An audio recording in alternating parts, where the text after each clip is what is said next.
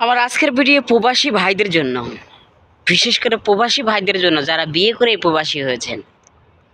আপনার বউটা কীরকম কীরকম আপনার বউটা, আপনার স্ত্রী, প্রাণপ্রিয় স্ত্রীটা যাকে বিয়ে করে ফেলে চলে আসছেন, সে মানুষটা কীরকম। কিছুদিন চুপ থাকেন, কিছুদিন খোঁজ খবর রাখা কম করে দেন, দেখবেন সেই নারী আরেকজনের সাথে পরকীয়া করা শুরু করে দিয়েছে। আপনাকে সে তো হাইদা কল দিবেই না, আপনার তাকে হাইদা কল দিতে হবে। এটাই প্রবাসের দুর্ভাগ্য।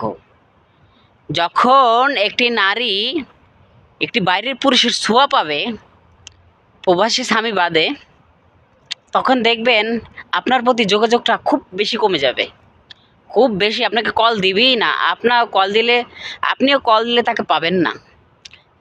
যদিও পান, অজুহাত দেখাবে, সে কাজে অনেক বিজি, আপনার সাথে কথা বলার কোনো সময় পাচ্ছে না।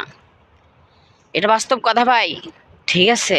এই যে বাস্তব ঘটনা, ইদারিং কিছু ঘটনা আমার চোখে আসতেছে ফেসবুকে। মাদারীপুরের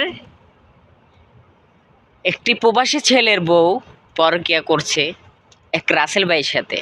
যেই রাসেল ভাই আপনার এসি ঠিক করে, আপনার ফ্রিজ ঠিক করে, তার সাথে পরকীয়া করে ধরা খেয়েছে, এবং এমনও ঘটনা শুনেছি, দেখেছি যে ওই পরকীয়া করে স্বামীর টাকা পয়সা নিয়ে চলে গেছে। আবার এমনও ঘটনা ঘটতেছে, প্রবাসী স্বামীর প্রবাসী স্বামী যখন দীর্ঘ বছর পর যায়, যখন এই স্বামী তাকে শারীরিক সুখটা দিতে পারে না, তখন কি করে, এই স্বামীকে ছেড়ে চলে যায় কিংবা তাকে খুন করে ফেলে। এরকম ঘটনা ঘটেছে। তো সবশেষে আমি একটা কথাই বলতে চাই, যে আমার মেন যে কথাটা সেটা হচ্ছে গিয়া, আপনি যদি প্রবাসী হন, সে বিবাহিত হোক কিংবা অবিবাহিত, তার সাথে চুক্তি করে অবশ্যই প্রবাসে আসবেন। অবশ্য সে আপনার চুক্তি মানবে না। আপনি বিয়ে না করে প্রবাস করেন, আগে প্রবাস করেন। যদি টাকা পয়সা প্রয়োজন না, তাহলে প্রবাস করেন। আর যদি টাকা পয়সা না থাকে, তাহলে আপনি বিয়ের আগে প্রবাস করেন।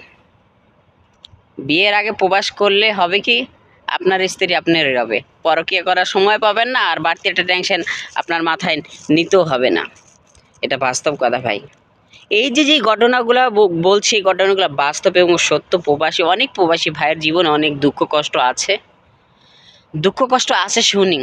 তো এইসব দুঃখ কষ্টে একটা প্রবাসী হয়ে কেন পড়বেন? এই জন্যই বলছি ভাই, আগে প্রবাসী হন। যদি টাকার সমস্যা থাকে, তারপরে গিয়ে বিয়ে করেন, একবারে বিয়ে করেন, যাতে বিদেশে না করতে হয়। এটাই হচ্ছে মূল কথা। ভালো থাকবেন, সুস্থ থাকবেন। আজকে পর্যন্তই, আল্লাহ হাফেজ।